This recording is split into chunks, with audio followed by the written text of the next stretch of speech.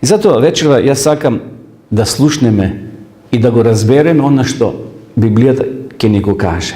Ќе зборуваме за Исус Христос, за гората на преобразување. Нешто што се случило пред 2000 години. И на почетокот, еве да го прочитаме тој настан кој го запишал Лука. Тој не бил очевидец, но испитал од очевидци и го преточил во пишан збор. Еве што вели овде текстот. И на околу 8 дена по овие зборови ги зеде со себе Петра, Јована и Јакова и се искачи на гората да се помоли. Додека се молеше, неговото лице се измени, а облеката му стана бела и сјајна. И ете два човека разговара со него. Тоа беа Мојсей и Илија. Еве на сликава ја гледате оваа гора, малце подосна ќе се доближиме со слика. Значи, од прилика овде Исус се искачил со своите тројца ученици. Кои биле тие? Петар, Јаков и Јован. Таа тројка ќе биде присутна скоро на сите настани кај што Исус ќе направи чуда. И кај она девојчето кој ќе биде воскреснато, и кај момчето од Наин, и кај други работи, и во Гецеманија ќе бидат најблиско до Исуса. Но ете, очигледно и овде Исус ги повел со себе овие тројца најблиски, би рекол, соработници. Интересно, Исус сакал настаните кои тие ќе ги видат, да ги запишат и да ги пренесат на останатите ученици, а и на сите останати луѓе. Овде Исус ќе доживе нешто надприродно. Лицето ќе му се промени. Петар, Јаков и Јован ќе видиме подоцна дека ќе заспат, ќе заспијат. Тие ќе видат дел од таа слава, но сепак ќе пропуштат единствената прилика да го видат Исуса, како што вели текстот, во природна големина. Тоа брдо или таа гора има многу значајно место во историјата на Божите луѓе, браќи и сестри. Зошто горите се важни? Еве, важноста на горите во Светото писмо. Горите имаат големо значење во Библијата. Кога ние ќе се качиме на планина, имаме чувство дека сме поблиску до каде? До Бога, така? До небото. Јас имам прилика да се искачам на планината Пелистер. Скоро на 2000 метри надморска висина. Тоа чувство горе да се искачи човек. Замислете на Монте Еверест, колку се високи. 8888. Замислете колку е тоа. Авионите летат на 10, на 12.000 метри. Кога човек ќе се искачи на планина, на гора, се чувствува нешто посебно. Старите луѓе верувале, а тоа го кажал еве и Даглас, овде пишува, бидејќи се создадени пред другите созданија, бидејќи почетокот им е од старите времења, ги сметале за символ на создателското величество и сила. Старите верувале дека кога Бог создавал, првен ги создал планините, горите. Тоа е нешто како кичмата на нашето тело. Кичмата го држи целото тело. Ако се скрши кичмата, и човек не може да стои. Така да, во тоа време верувале дека планините се символ на вечност, постоеност и стабилност, бидејќи биле создадени пред другите созданија. Интересно, кога читаме во Библијата за планините, за горите, ќе видиме дека таму се случиле многу важни работи. Јас ќе спомнам вечерва неколку луѓе, неколку места, неколку гори, неколку планини или брда каде што се случиле многу важни работи. Тие се преточени, тие се запишени во Библијата, во Светото писмо. Еве, да се спомнеме зборот гора или брдо, планина на еврејски значи Хар. Хар. Овде нова слика го гледаме Ерусалим. Нова џамија со златна купола е символ за трите религии кои постојат нова земја. Интересно, таа џамија е во централниот дел, чии златна купола се воздигнува над останатите градби во Ерусалим, во тој стариот дел. Таму се означени тие три светски религии. И тука се верува дека, значи тука е гората Морие, кај што Аврам бил повикан да го принесе своето дете, Исака, бидејќи Аврам бил Божи пријател. Ова е место исто Голгота. Тука се верува дека Исус бил распнат. Тука се случиле многу важни работи. Вие знаете, кога Бог го повикал Аврама, на 100 години добил син, и сега Бог во сон му вели, оди да го принесеш на брдото Морие. 3 дена патувале. Таму оддоле кај што живел Аврам. 3 дена требале да дојдат до ова место. Секако тогаш не било вака како сега што ја гледаме на сликава ситуацијата, но ова е брдото море. Се верува дека Аврам тука го донел својот син да го принесе на жртва. Интересно кога Исак вели: тато, еве ги дрвјата, еве го оганот, еве е жртвеникот, но каде е жртвата, каде е јагнето? Зашто Исак со години, 18 години, знаел дека кога се пренесува жртва, се пренесува јагне. Но сега јагнето го нема. А што му вели Аврам? Сине, ти си тоа жртвено јагне. Многу подоцна, на тоа исто место ќе биде растмат Исус Христос. Еден друг татко, Бог, Небесниот Отец, ќе го жртвува својот син Исус Христос. Едно друго јагне, символично Исус ќе биде тоа јагне кој ќе биде пренесено за тебе и за мене. И затоа планините или горите се многу важни во историјата на Божите луѓе. Еве, да споменеме на почетокот и Синајската гора. Место каде што бил даден законот Господов. Бог на оваа планина ги напишал 10 свети заповеди со својот прст на тие 2 камени плочи. Тука Мојсей поминал 40 дена, интересно, 40 дена во присуство на Бога. Но тука Мојсей ќе го покаже своето вистинско лице. Не само што му се променило од светлоста што 40 дена и ноќе престојувал со Бога во негово присуство, кој ќе се врати долу, тој ќе мора да стави покривало, зашто зрачел со светлина и присутните не може да го гледат директно. Но овде Мојсей ќе го покаже своето вистинско лице. На што мислам? Знаете, кога истекнувале 40 дена, Бог му вели на Мојсей: Мојсей, пријатело мој, народот доле што го изведе од Египет се расипа. Тие тргна по друг пат. И затоа Мојсей, тргни се да отидам долу и да ги уништам сите, да ги убијам. А Мојсей што вели? Мојсей вели: Господе, ако тоа го направиш, тогаш избриши го и моето име од книгата на живите, на спасените. Мојсей овде ќе го покаже своето вистинско лице, дека бил пријател на луѓе, дека бил Божи човек. Интересно, израелците биле доле во подножјето. Гледате овде, тоа се израелци. Тука биле нивните шатори поставени. Мојсей 40 дена ќе престојува во присуство на Господа, таму горе на планината. Интересно, Мојсей не бил само физички водач кој го водел народот од Египет кон ветената земја. Мојсей бил и духовен водач на Божиот народ на патот кон ветената земја. И затоа Бог на Мојсей му ги дал тие 10 свети правила. Одиме на една друга гора, а тоа е гората Кармел. Пошто ви е позната гората Кармел, браки и сестри? Секако, овде на ова слика го гледате Илија. Држи меч, а доле символ на човек. Знаеме што направил Илија на гората Кармел. Може нема да веруваме, може нема тоа да го сватиме целосно, да го разбереме зошто Бог, односно Илија, така изреагирал. Па затоа што тука 850 пророци биле убиени. Преку Илија Бог тоа го направил, зашто го обесчастиле името Господово. Тука се судриле тие валови пророци и свештеници во присуство на еврејскиот народ, односно овде бил пророкот Илија. Тука Илија ги повикал: ај да видиме чиј е Бог, жив Бог. Дали е вашиот или мојот Бог? Ајде да направиме еден жртвеник и ќе пренесеме жртва. Ога нема да запалиме, туку Бог ќе го запали жртвеникот. И замислете, Илија како понизен човек им дава предност на валовите пророци. Ајде направете вие, ставите според вашите размислувања и правила. И навистина тие поставиле се.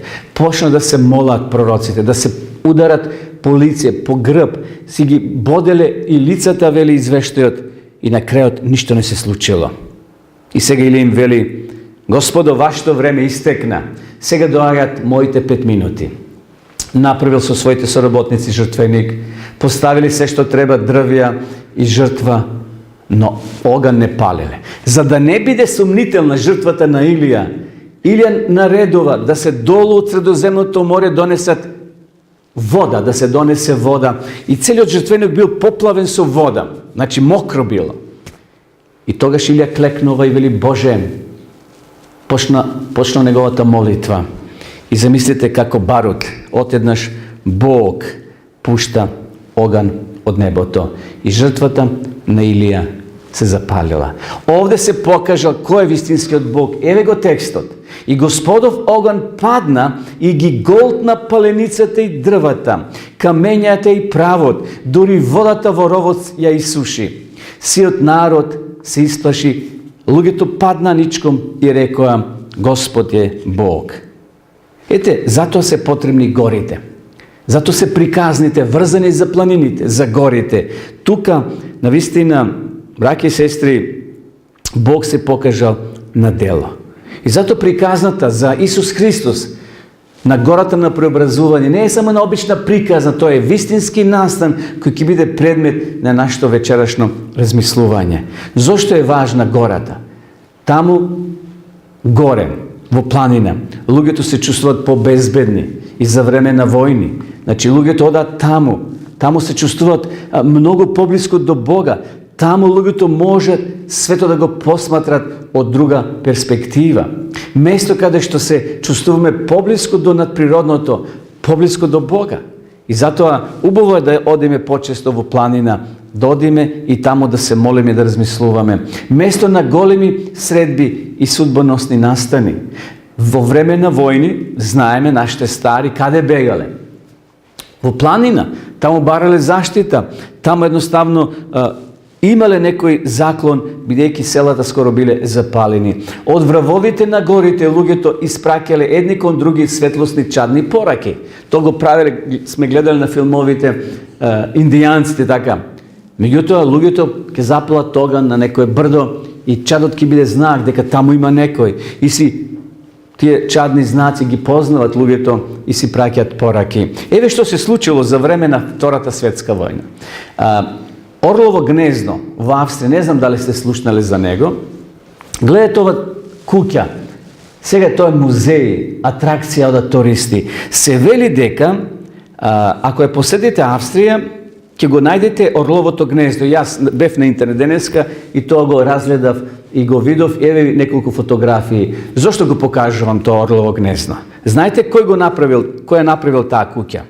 Хитлер за време на својот живот соградил некоја врста склониште. Ово му било склониште на Хитлер. Значи, тука тој престојал. Погледнете како видик. Тој се чувствал тука како орел. И затоа се вика орлово гнездо. Тука Хитлер се чувствувал нешто голем. И еден човек кој бил таму, еве што запишал. Знаеш, кога застанав и погледнав наоколо, на тој хоризонт и видов јасно небо, чисто небо. И можам сега, вели, малку повеќе да го сватам, да го разберам Хитлер, зошто направил заклон, скривница на тоа брдо. Тука тој се чувствувал дека е поголем, над човек, зашто од вравовите на планината се дава на човекот една друга перспектива, се чувствува посилен, помокен и токму тука, браќи и сестри, Хитлер се чувствувал силен да го освои целиот свет, односно цела Европа. Погледнете, тука има и лифт од долната страна, но овде има пат. Има пат, значи туристите овде доаѓаат, еве колку луѓе има. Значи, тоа е атракција. Постои ден денес ова куќа или ова место кај што денеска е направена туристичка атракција. Затоа планините се многу важни. Кога ќе заминеме на планина, не само што ќе имаме чист воздух за нашите бели дробови, туку ние ќе бидеме и поблиско до вечниот Бог. А од друга страна, подобро ќе го разбереме Исуса Христа зошто се качил горе на планината. Гора на преобразување, планината Тавор. Тоа е предмет на нашето проучување вечерва. Тоа е едно осамено брдо. Еве го гледате овде. една самена гора, висока е некаде 588 метри надморска висина. Не е ни мала, но не е и големо брдо, но сепак доволно да се уморите и подосна ќе видиме патека, таму не може автобус да отиде. Зашто таму одат посебни автомобили со две вучи, што се вели, ако висината на врвот ја сметаме од реката Јордан, разликата е 774 метри. Тоа е и победа на Девора. Ако читате во Стариот Завет, ќе видите таму што Девора извојувала победа во битката, тоа го опишува Давид во 89-тиот псалом.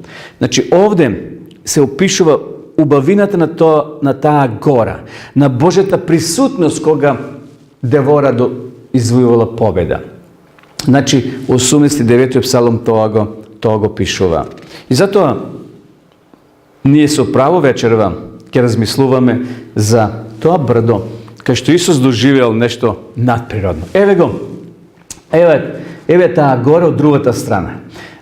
Гледате овде како има цик-цак, тоа се линии кои укажуваат на патот. Еве го патот.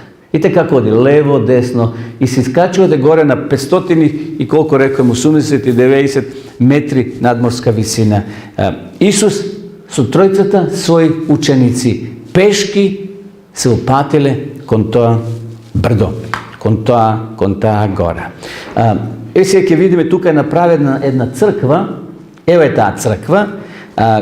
На самиот врв доаѓа тука туристи, атракција и внатре ако малце дзирнеме, ќе ги видите тие пейсажи кои го кажуваат настанот. Еве го Исус, тука се тројцата ученици и двајца представници од небото. Подосна уште еднаш ќе ги нагласиме нив, тоа се Илија и Мојсе. Интересно, Исус ги повел со себе тројцата ученици. Еве, исто така на таа планина, рековме, овде Мојсе ги добива 10 заповеди. Зошто е Мојсе земен? Мојсе, знаеме дека бил водач на израелскиот народ, тој 40 години ги водел низ пустињата. Мојсе, наречени пријател Божи, тој ги добива 10 заповеди. Тој ќе почине, ќе дојде до границата на ветената земја, но нема да влезе внатре. И затоа Бог подосна ќе го воскресне. Во книгата на посланието до Јуда се зборува дека Мојсе е воскреснат. И тука е, знаеме, Илија.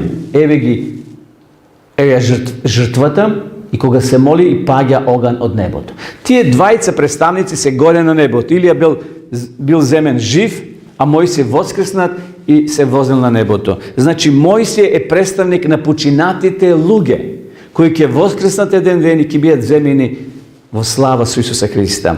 А Илија е представник на живите христијани или луѓе кои нема да умрат, а живи ќе го дочекат Христа. Секако ќе има и таква генерација кои ќе живеат непосредно пред второто Христово доаѓање. И затоа Бог ги повикал тие двајца да бидат присутни на гората на преобразување, да го охрабрат Исуса, кој ја очекувал Голгота, Гециманија, тешки чекори што Исус требал да ги помине. И затоа на Исуса му била потребна подршка. А од своите најблиски пријатели ги повикува Петар, Јаков и Јован да се молат. Тој 10 метри отишол потаму и клекнал пред тој студен камен и се моли. А Петар, Јаков и Јован ќе ги видиме малце подосна како спијат. На Исуса, кој е господар на ова вселена, сега во човечко тело му е потребна подршка. Кураж, што би се рекло, да издржи. И Мојсе го храбри му, вели Исусе, јас 40 години, на глава ми се качија израелците, издржи ти, зашто позади тебе има милиарди луѓе кои ќе бидат спасени. А тука е Илија, кој му вели Исусе, знаеш јас што поминав, главата ми беше во торба, Изавелја сакаше да му убие. Таму имаше 850 пророци, подготвени да ме разапнат, но фала на Бога, кој услиши мојата молитва и пушти оган, и тогаш се покажа кој е во право, мојот Бог или нивните богови. Зошто, браќи и сестри, тука се тројцата ги спомнавме, Петар, Јаков и Јован, тие биле најблиски со своји ученици, имале предност да го посматрат пославениот учител и тоа да го пренесат подосна доле на своите колеги и да прават чуда. Го гледале Исуса и во Гецеманската градина, и во миговите на неговите неголеми борби. Но тие биле спанковци, на жалост заспале.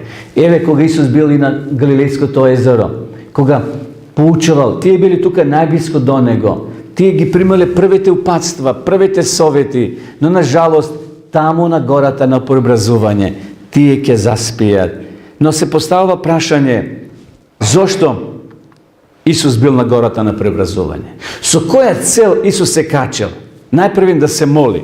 Но тој се молил секаде, знаете, се молил наутро, се молил навечер. Излегувал надвор од селото, од градот кај што живел, да се сретне со својот татко, да прима инструкции, да прима совети. Но зошто му било потребно горе да се качи на таква висина и таму да помине време со својот отец? Лука не известува дека Исус отишол на ова гора, бидејќи сакал да се моли.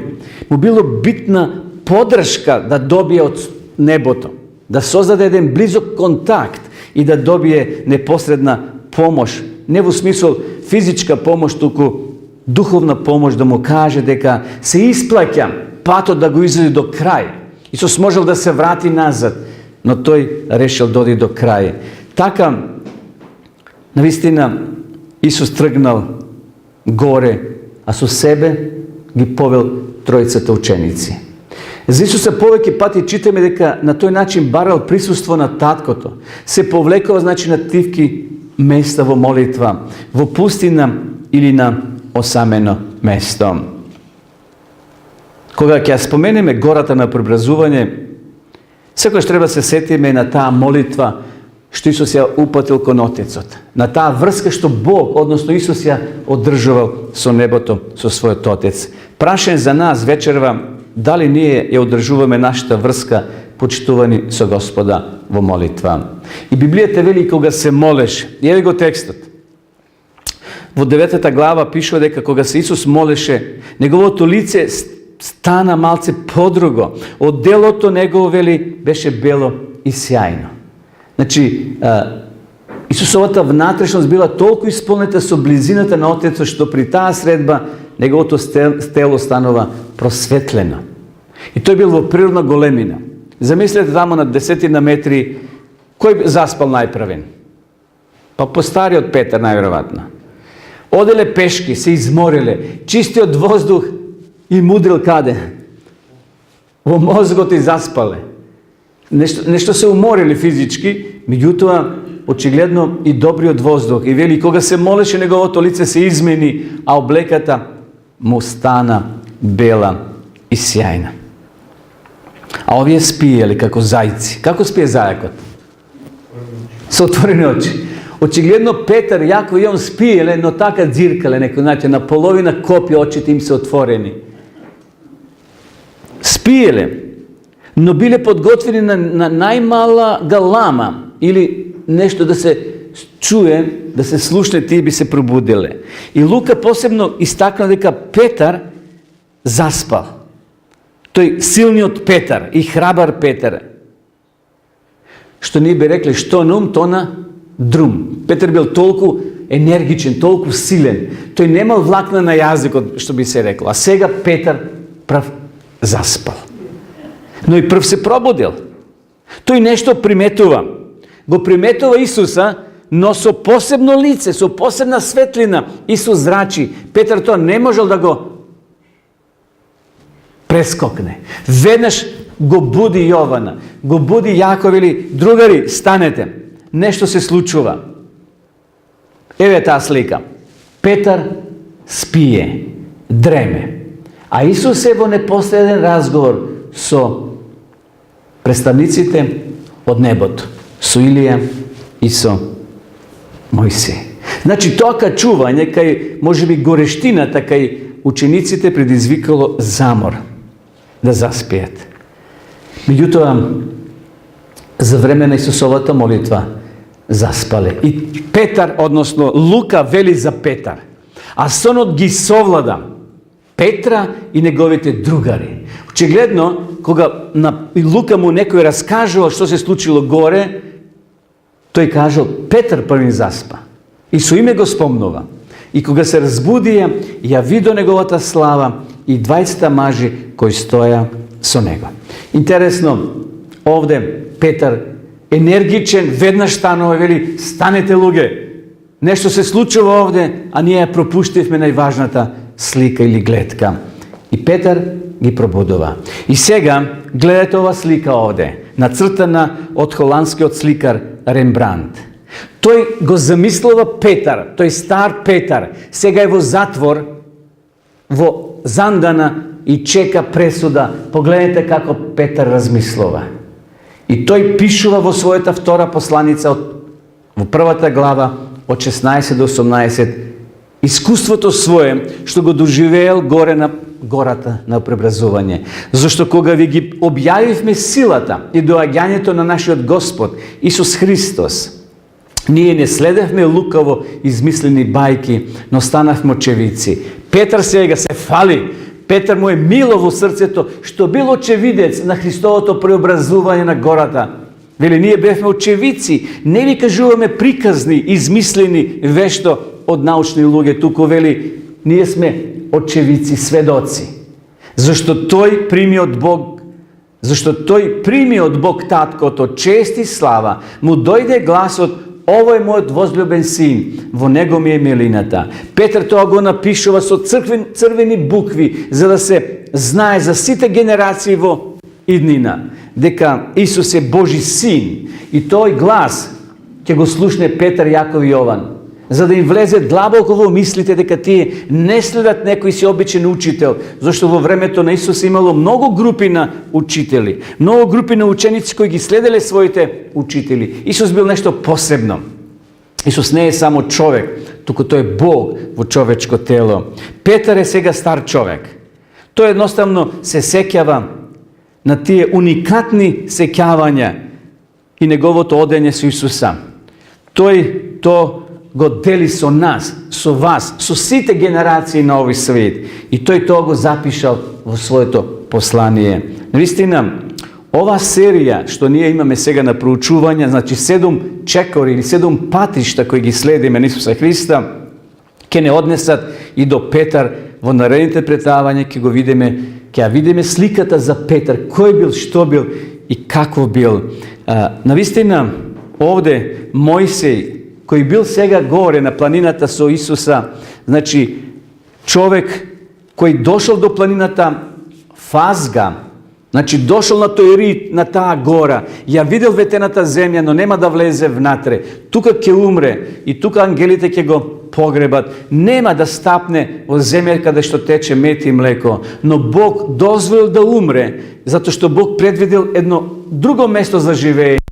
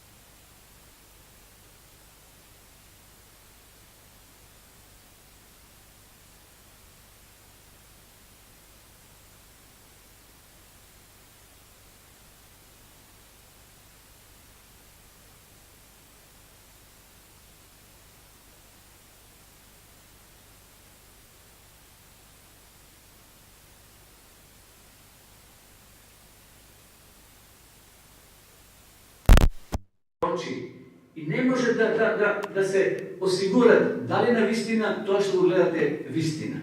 А Петар изгледам и не знае што зборува. Но сепак тие двајца заминале, останал Исус Христос. Добро е да се биде на гората со Исус, која светлио слава. Петар заборал дека Исус има и други обврски. Гледайте, ѓаволот повторно се послужил со Петра. Како она прилика доле, знаете што кажа Петар? Исус вели: Петре, Петре, сатаната сака да ве просе како пшеница. Сеќавате на таа изјава. Сега Петар сакал да го запре Исуса горе на планината, требало да слегне долу, зашто го чека што? Голгота, смрт. А Петар несвесно, длабоко не размислил: ајде Исусе да си останеме горе, а долу мртви, болни, сакати, глуви. Треба некој да ги лечи, да им помогне. Петар заборавил дека Исус има и други обврски. Не мислел ниту на другите ученици, толку станал себичен.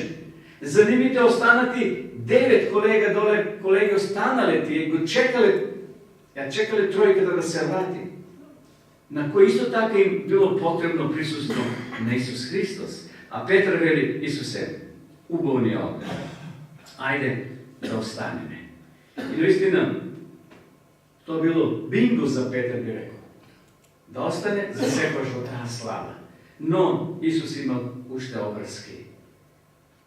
Во Невада, во Америка, се случило да многу волци ги напаѓаат стадата овци. Во многу села, во многу места, едноставно луѓето почнале да се бунаат. Се појавувале цели чопори или групи на волци. Ставале секакви замки, примки да ги фатат, но не успеале. И така, таа област во Невада, предпоставените, односно главните, распишале оглас: за секој убиен волк се плаќа $1000. Замислите каква награда. И двајца браќа по име Сем и Џад одлучиле се вклучат во таа хајка или да стават стапици да ги убијат тие волци. За секој волк ќе добијат по $1000. И што се случило? Така отишле на едно место во заседа и чекале. Ноќта дошла, запалиле оган. Во случај кога дојдат волци, знаете, тие бегат од оганот, за да може да се спасат. И така длабоко во ноќта заспале. Некаде наутро син се разбудил и слушнал завиење на волци. Кога ги отворил очите, околу него цела колона на волци. Знаете колку ги имало? 50 волци. Ржаве и само што не ги нападнале. И Сем брзо го пробудил својот брат и му рекол: Џаде, станувај, богати сме. Зашто тој во тие волци што видел? Пари, долари, богати сме.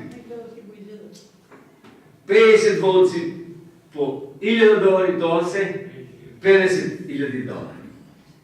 Нешто слично и Петар кога се разбудил, кога ги отворил очите, го подгрмал Јакова и Јована и му рекол: станете, убаво ни овде, ајде направиме 3 седмици и овде да уживаме. Момци, станете, богати сме. Овде ни е убаво, да останеме за секогаш. Но, додека тоа го кажувал Петар, што се случило?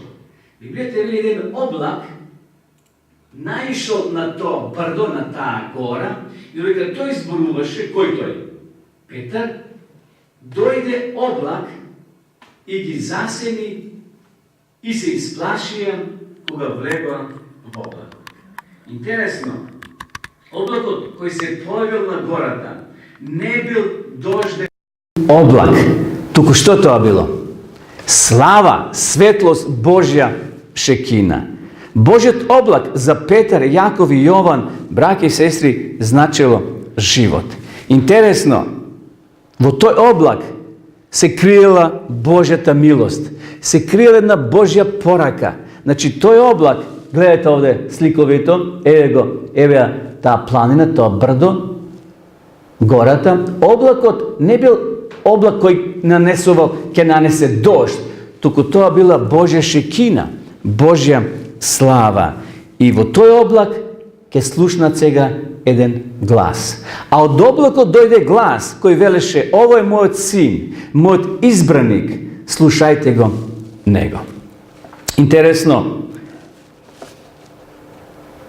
ova poraka treba da vleze dlaboko vo srcata i vo mislite na te učenice, a i na nas daneska. Ne je dovoljno samo nije da slušame, kako što doagime sekoj petog sabota ili nedel ili drugite denovi.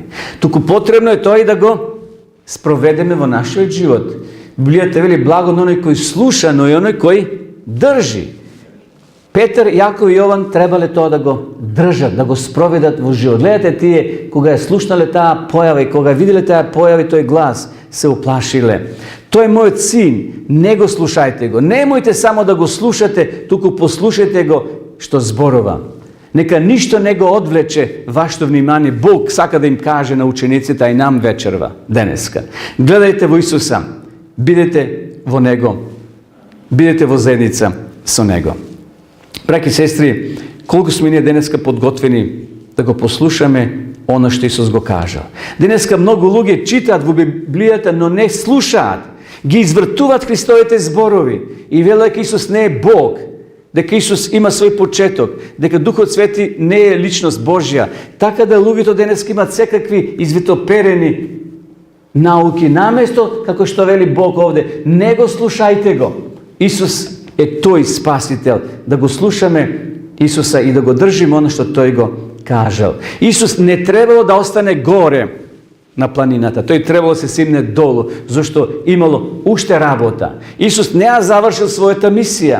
Исус имал уште обврски, тој требало да се симне долу. При крајот на својата служба во Галилеја Исус става нагласок на практичното учење, што тој ги учи: одете, проповедајте, кажувајте. 3 години учел и со својот живот покажал како треба да се однесуваат кон својот позив. И дошло време за пракса. Знаете, кога учениците учат, одате на пракса. И сега Исус ги собира, ги обдрал со сила, ги спратил да служат. Дали имали успех учениците? Некаде имале, но некаде немале. Како сега што ќе видиме. Ќе видиме дека учениците во пракса биле слаби. Го немале она вистинско искуство. Како тоа функционирало? Еве што вели текстот.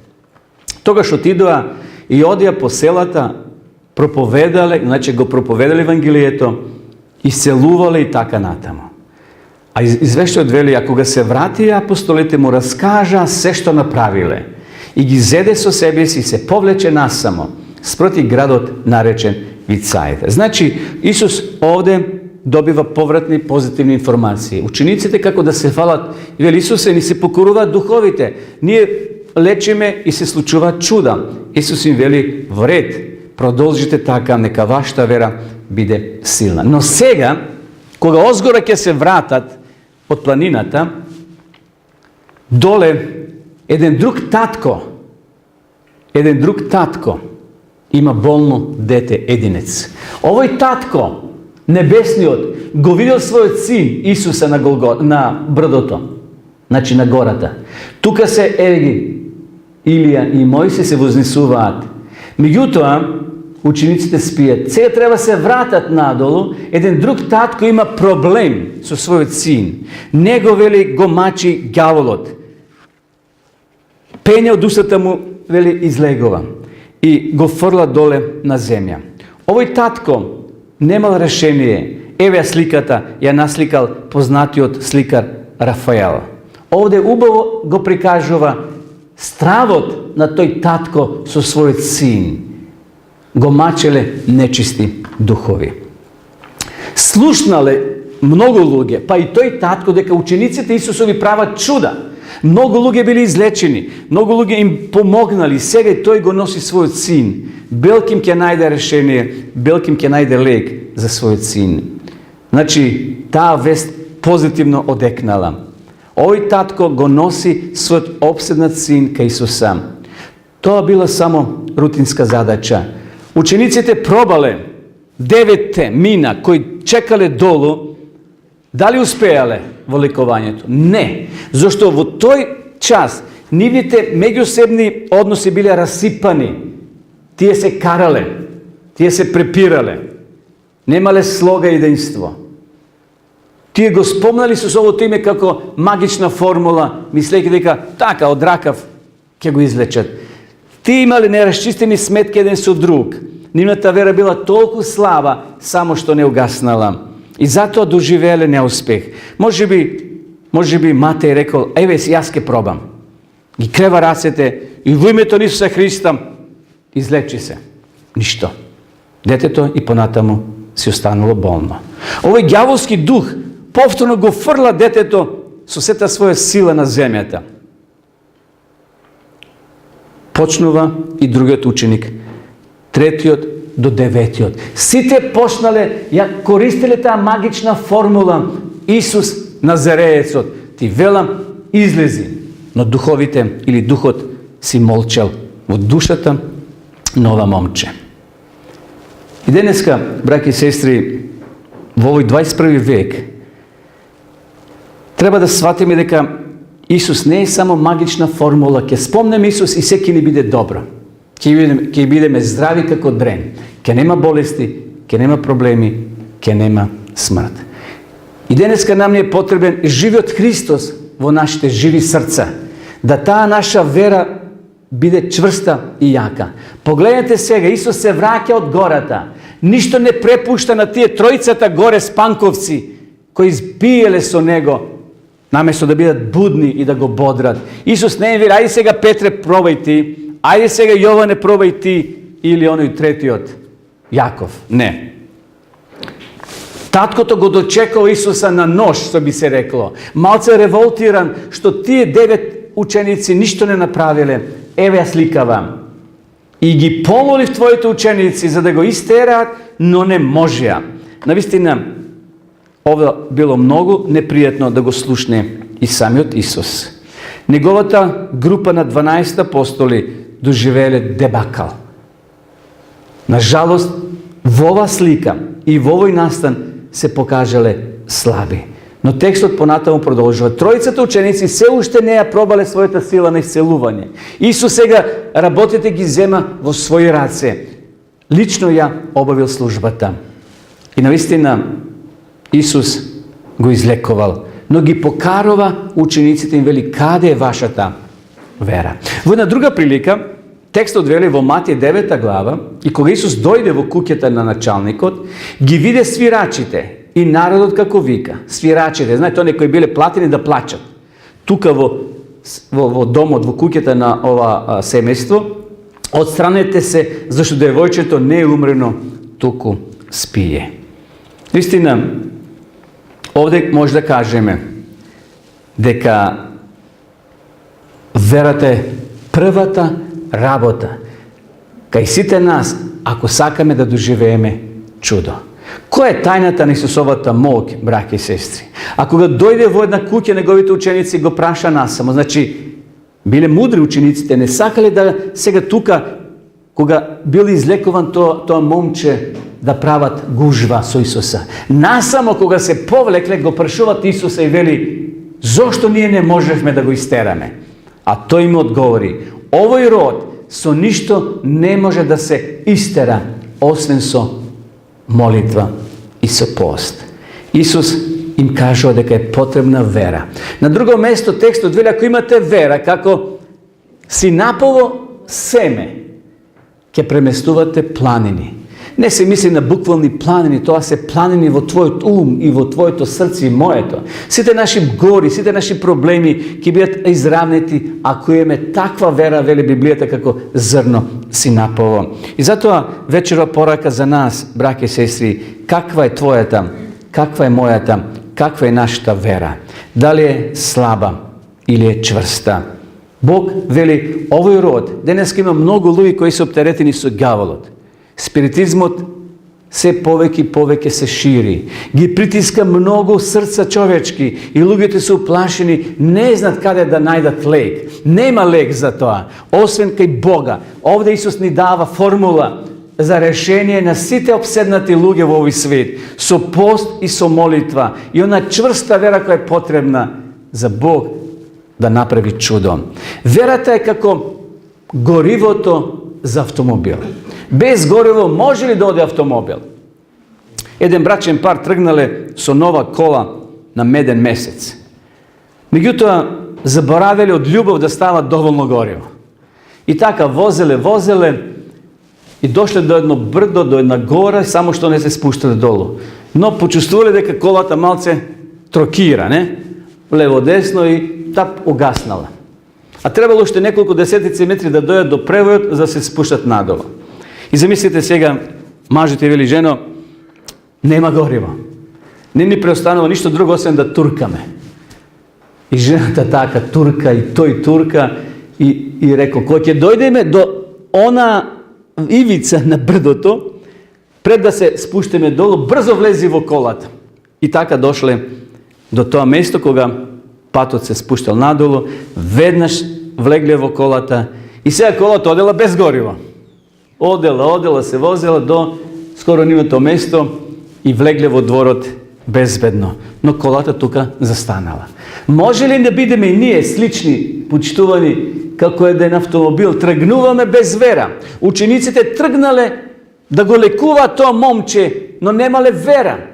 Таа чрста вера која им била потребна за да го излечат момчето од присуството на тие демони. Денеска нам не е потребна искрена, чврста вера во Исуса Христа. И сосема за крај на ова наше проучување вечерва, прашање што денес ни нуди гората на преобразување. Зошто е запишана? Зошто е тој настан толку важен? Затоа што и нашиот живот е полн со гори и долини. Падни, стани, што би се рекло. Качување, станување. И ние одиме, напредуваме, но има моменти кога паѓаме. Горе на врвот на гората го чувствуваме Божето присуство. Не исполнува неговата слава и присуство, но ние мора да се симнеме долу. Мора да се вратиме долу, а долу е гревот. Долу се стапиците на ѓаволот, доле се демоните, кои работат со полна парија, знаејќи дека времето им е кратко, вели Библијата. Во вистинскиот живот секој од нас има од Бога дадена мисија. И затоа да не се задржуваме премногу горе, условно кажено. Ние мора да се симнеме долу, меѓу народот, да го носиме Евангелието, ова радосна вест, да ги допреме луѓето со Библијата, за да можат и тие да го отворат своето срце за Бога. Добро ни е, Исусе, ајде да си направиме 3 седмици. Да, било добро, но долу умирале луѓе во гревот, долу умирале луѓе во болест, доле биле обседнати стотици луѓе од ѓаволот. Исус е потребен и на нив, како што им бил потребен и горе на Петар, Јаков и Јован. Да зачекориме во облакот на неговата присутност. Бог и денеска, браќи и сестри, е присутен помеѓу нас. Но дали ние тоа го приметуваме или ќе бидеме спанковци? Овие тројца биле спанковци на жалост. Еве ги овде, гледате. Тек кога се разбудиле, тогаш сватил Петар што пропуштил. Тогаш сватил и Јаков и Јован дека тука бил Бог самиот присутен во таа шекина, во таа светлост. Тука биле присутни и Мојсей и Илија, 2 столба, како што некој рекол, Стариот и Новиот Завет. Некој дава и такво томачење, но како е да е, тие двајца се горе на небото. И секој од нас ќе има прилика да се ракува еден ден, да ги види и да разговараме, ако бидеме спасени, да се молиме на Бога, да го доживееме и ние нашето преобразување на Твојата гора, на нашата гора, на мојата гора. Бог е со нас преку Исуса. Исус ќе биде со нас на патот од гората до долината. Секако, ако ние тоа го сакаме, ако спиеме, ќе пропуштиме се. Не мислено на физичко спиење. Ќе легнеме ние вечера, утре ќе се разбудиме ако Бог даде нов живот. Но ако спиеме духовно, денеска има луѓе кои цел живот ќе го преспиат духовно. И кога ќе им дадеш нешто некоја духовна литература, некоја книга одбиваат. Го затварат своето срце. И нивните очи се духовни слепи. Тие не гледаат она што Бог им го нуди. Тој сака да биде со нас, не само низ горниците кога се качуваме на нашиот живот, туку во потешкотиите, во секојдневниот живот, кога ни се чини дека сите зли се против нас. Нека му е вечна благодарност на Господа. Да размислуваме за Неговото присуство, дека може и тој денес Бог, Исус Христос, преку Светиот Дух да го исполни твоето и моето срце, нашиот живот. Затоа ве повикувам сите вас да размислуваме што се тие нашите гори, што се тие наши долини, што и да се. Исус ќе не поведе низ нив и безбедно ќе не пренесе на другата страна. Ако Исус, ако Бог безбедно ги пренел израилците низ тоа црвено море, а што представува денеска за Него и тебе и мене да не преведе на другата страна. Затоа Господ нека ни помогне, нека не благослови да го следиме патот кој Тој го поставил и да му дозволиме на Бога да се пресели длабоко во твоето и во моето срце. Амин.